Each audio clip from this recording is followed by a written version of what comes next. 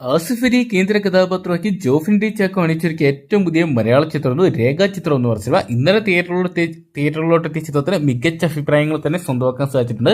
ഇപ്പോൾ അത് ചിത്രത്തിന്റെ കളക്ഷൻ റിപ്പോർട്ടുകൾ കണ്ട് കണ്ണ് തള്ളിയിരിക്കുകയാണ് കേരള സിനിമാ പ്രേമികൾ.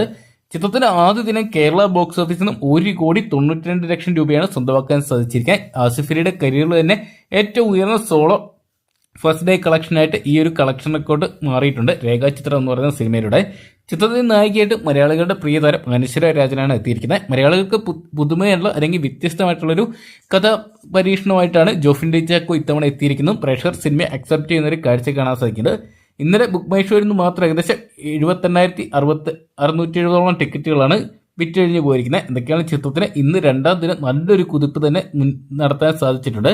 രണ്ടാം ദിനത്തെ കളക്ഷൻ മാത്രം കേരള ബോക്സ് ഓഫീസിൽ നിന്ന് മാത്രം 2 കോടിക്ക് മുകളിലാണ് പ്രതീക്ഷിക്കുന്നത്. ആദ്യ ദിനം ചിത്രം വേൾഡ് വൈഡ് ബോക്സ് ഓഫീസിൽ നിന്നും 2,20,00,000 രൂപയ്ക്ക് മുകളിൽ കളക്ട് ചെയ്തെന്നാണ് പ്രമുഖ ട്രാക്കിംഗ് അനലിസ്റ്റ് ആയിട്ടുള്ള സ്കാനിംഗ് പുറത്തുവിട്ട റിപ്പോർട്ടുകൾ പ്രകാരം അറിയാൻ സാധിച്ചിരിക്കുന്നത്.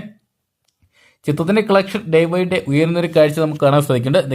ഈ ഒരു വീക്കെൻഡിൽ നല്ലൊരു കളക്ഷൻ തന്നെ രേഖാചിത്രം എന്ന് പറയുന്ന സിനിമയ്ക്ക് സ്വന്തമാക്കാൻ സാധിക്കുന്നതാണ് പ്രതീക്ഷിക്കുന്നത്. എന്തൊക്കെയാണ് നമുക്ക് കാത്തിരിക്കുക. രണ്ടാം ദിവസമായിട്ടുള്ള വെള്ളിയാഴ്ച ദിവസം ചിത്രം എത്രത്തോളം രൂപ കളക്ട് ചെയ്യുന്ന അറിയാൻ വേണ്ടി.